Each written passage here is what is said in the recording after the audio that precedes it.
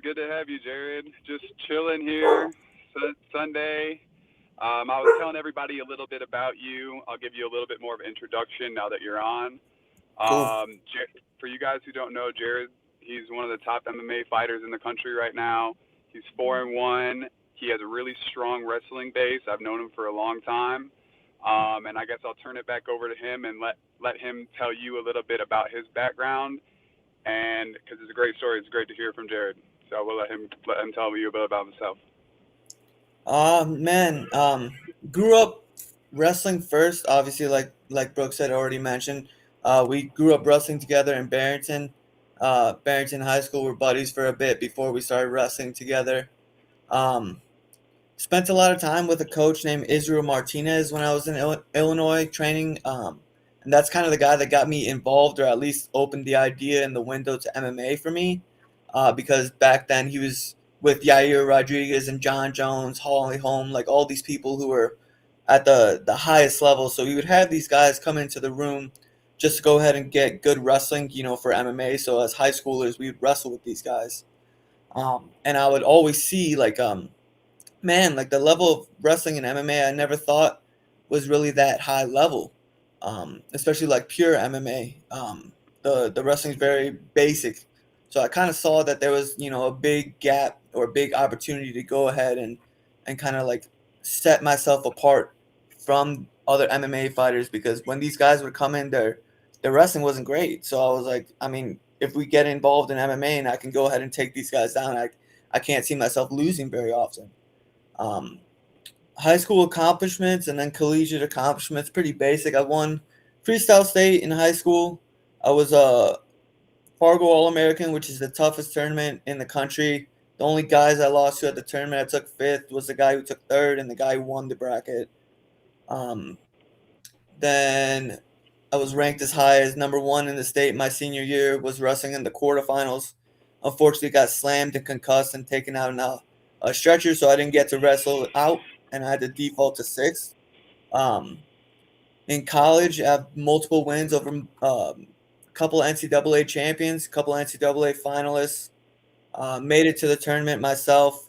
Lost in the round to go ahead and All American myself, but a lot of things back then I kind of wasn't covering all my bases like when I first started. And then basically once I was done with wrestling, I immediately kind of like just got shot straight into my coach's gym and started literally living in the attic, Jose Aldo style, sleeping on the mat, and would just wake up every day and just ask what he needed done for me, and go ahead and take care of that, and then train as much as I could. And then that's how I after that little stint with him, I ended up speaking and meeting up with Angel Cejudo at Super 32, which is one of the biggest wrestling tournaments in the country for high schoolers. And he was basically telling me back when Henry had just beat Mighty Mouse that there's a whole bunch of 125 pounders in the room that are absolute killers, and he wanted me there, and I ended up going, and I was his assistant coach for the program for some time. And he said I learned a lot from him as far as wrestling, like pure wrestling as well. Didn't know that I would learn that much, especially after being out of college, and then just by byproduct of being in that environment, I ended up wanted to go ahead and improve my MMA even more. Fight Ready was a great place to be at, but it had its limitations. So I wanted to go to where the best gym in Arizona was, and that was MMA Lab. And we got guys as high level as Sean O'Malley, who's won it. I know we have, I think, three guys at 135 who are all ranked in the top 15. So it's an unbelievable room, especially for guys my size. We got a couple other 25 pounders named An Ho, who's just on Dana White's Contender Series two times. Um, my girlfriend's brother, Chance Ike, he's a 5-1, 125 pounder as well. So we just got a whole bunch of good. Christian Natividad, who's an 8-0 125 pounder. He just won the main event for LFA a couple weeks ago. Like, it's just a stacked room to be at, and it's just something I learned through high school is when I was with Izzy, is the environment that you're in will make or break how good you are, because these guys are the guys who are going to be pushing you every day. These guys are going to be the guys that you're going to test yourself against, where it's not so much on the line. in an actual legitimate fight where you can go ahead and try things out and see how well it works. And the improvement is just constant and consistent because everybody's so good in the room that some days you're the hammer and some days you're the nail, and that's just the way it goes. But yeah, that's basically my background and how I've ended up here. And yeah, it's been a fun ride. So yeah, kind of what I was explaining to you earlier. You've been at the top for a while. Pretty much all of your competition has been some of the hardest competition for maybe over a decade, which is putting you in a pretty unique situation. I mean, a lot of people say they're close to the top, but you're really one of the guys who are. You have a 4-1 record. Um, you train with the best fighters in the country, so it's very doubtful. Many people basically aren't doing what you're doing. That's what makes your story so unique. We kind of went over accomplishments, like you said, since freshman. You've pretty much been chasing this goal for over 15 years, wouldn't you say? Maybe close to it since you were in high school? Well, I might have lost That the you there, idea Jared. really popped into my head because I could never see myself doing a desk job. As much as like my brain works well and I understand that I could do it, I just know that I wouldn't be happy and I know that I wouldn't be fulfilled doing that. So I kind of had that idea pop into my head probably when I was about 16 or 17. And I took my first MMA fight as a college freshman with zero MMA training. I think my first four fights, I had no MMA training, no jujitsu, no striking, just pure wrestling. I was still wrestling in college. My first two fights were literally back to back weekends. You can look it up on my record. I finished the guy in my first fight in the first round, and then I ended up taking a guy who's now 11-3. At the time, he was 3-1, and I took that fight. He was a 29-year-old, and I was an 18-year-old, and it was also at a weight class up. And I was just like, if I'm gonna do this, like I just want to test myself against the best guys and get as much experience as I could while I was still wrestling in college and finishing my degree. So that way, when I was done at the end, I was ready to jump into it right away. There was no, learning gap in between the wrestling and the MMA. I wanted as much exposure as possible in the field, so that way I would know what I'd be facing when it was time to actually legitimately make that decision, yes or no. So yeah, it's been quite some time that I've been pursuing this. And honestly, if you look at all the best guys in the world, it rarely do you see a guy go into MMA and it's cut and dry and they go straight to the top right away in a very fast manner. You know what I'm saying? Typically, a lot of times you see guys doing this kind of like me for a long time before you go ahead and get that opportunity to shine. Well, yeah, definitely. And MMA, for those of you guys who don't know, it. This sounds kind of, I'm not joking here, but you have to have a strong base either in wrestling, boxing, karate, just coming off the street. I know there's guys like Kimbo, but that doesn't really work. Yeah. So when we're looking at people who are prospects, it really is, if you don't have some sort of accolades coming into it, it could be a tough road for you. So that's why it's nice to have people like Jared on here because basically, we can get an inside scoop on a top level wrestler. Like he said, there's not a lot of top wrestling in MMA. I wrestled with Jared growing up, and I kind of know what he's talking about because most guys in MMA they want to be well rounded rather than kind of towards how MMA started, having one strength being the top of that strength have winning some tournaments in that category and then attempting to enter yourself into the MMA category, which you did. You actually have a martial art under your belt and are considered one of the best at it. So I guess how do you see that as an advantage because you've won most of your matches? Have you seen that being a strong wrestler and actually, I don't want to say actually knowing wrestling, but I guess not being self-taught in a little bit. And I mean, would you consider yourself more of like a black belt wrestler, knowing almost every single move?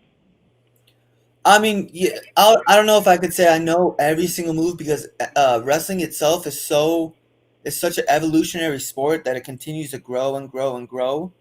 But I think that especially I think 100% that anybody who makes it to collegiate wrestling, I would classify you as a probably at least a brown belt minimum especially if you make it to the NCAA tournament, you got to be a black belt, in my opinion. So if you make it to the tournament, you're a black belt, and there's probably not many questions in the pure wrestling sport that you couldn't answer.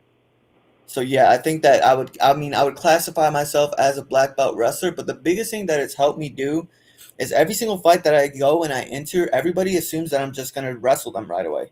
Like especially my pro debut, like one of the things that they kept saying in my the commentators were saying is we expected this guy to wrestle, but I knew that this guy was a jiu-jitsu guy, so I mean that's a pretty good balance, you know what I'm saying? And my jiu-jitsu at that point when my pro debut was there, it was good, but it was not good enough that I could really truly trust it in a professional competition if I maybe got put in a scenario where I didn't feel, necessarily safe. So that's why the game plan in that fight is probably the most strikes that I ever landed. Dropped the guy in the first round and dropped him again in the third and just kept the hands going. And the biggest thing it does is nobody ever knows what I'm going to do.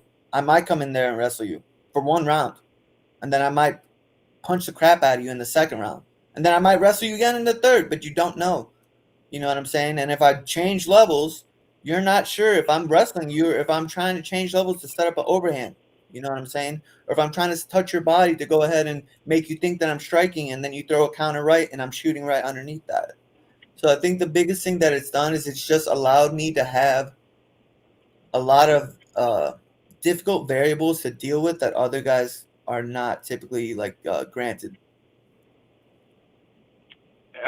Would you say that your move to your team has pushed you in that direction? I've watched your UFL fight, and I would agree with you that when your opponent attempted to take things to the feet, it didn't work very well for him. And I think it was probably maybe in the second round he ate a pretty nasty combination from you right before you took him down. It worked pretty much like what you were saying. Like he you were taking him down pretty often, then he attempted to stand up with you, and it didn't. That didn't work either. So would you say you have a really strong wrestling base, and now you're saying that your striking is probably almost as strong as your wrestling, or getting there? Yeah, because I've been working a lot. We have one coach at the MMA lab. His name is Everton Lopez, and he was a Olympic boxer for Brazil. And I wanted to say he won a couple matches at the Olympics. I think he has medals in the world category, and his English might not be the best, but you don't necessarily need English to understand and show techniques in striking. So I've been learning a lot from him lately, and just understanding the why of things like circling to the left or to the right, how to set opponents up for traps, how to make them think I'm going here when I'm actually going here, defensive reactions that go ahead and set up offensive strikes and stuff like that. So basically, the same way that I understood wrestling, I'm starting to understand striking. So I'm able to put the two together versus just being like, I know how to strike and I'm going to go in there and be willing to fight, which is obviously a prerequisite to being a good fighter. But I think the biggest thing that you see nowadays, especially with the highest level strikers, is why. Why am I doing this strike? Why am I circling to the left? Why am I circling to the right? Okay, if my opponent keeps circling to the right every single time I throw a jab, he's going to fall right into my right hand. If every single time I throw a jab, he circles to the left, I need to double up the left side. You know what I'm saying? Because he's going that way instead of chasing guys down and stuff like that. So basically, like I said, it's just a lot similar to wrestling where I'm starting to actually understand the why of things, and that's allowing me to be a lot more calm in the cage because I understand when I'm safe and when I'm not. In my first four fights when I was an amateur, I would go in there with the most panic possible to the point that I swear I would black out because I would be like, if we get into a striking exchange, I literally don't even know how to throw my hands. Like I've never hit a bag, I've never hit pads. I know a double leg, I know a good like high C outside single, but like I would just completely panic if there was ever kind of any striking. Whereas now I'm like, I understand when I'm safe and I understand when I'm not. So it's a lot easier to be conscious of where I'm at versus just going in there and blacking out and being like, man, I really hope this works. And then I'd wake up after the fight and be like, how did I even win? Whereas now, like, especially in the UFL fight, it was probably one of the most conscious I ever was. Like, I remember even like at the end of the fight, after I took him down, I think there was about a minute and a half left. I like had him on the cage, and I looked into the crowd, and I remember seeing somebody, and I just like smiled at him because I was like, man, I feel so comfortable to the point that like I feel like I'm wrestling. Like I'm, and even though I was wrestling him down, like I feel like the level of awareness was like Oh, you know what, Jared? I'm sorry. I don't mean to cut you off. I think I might have to go.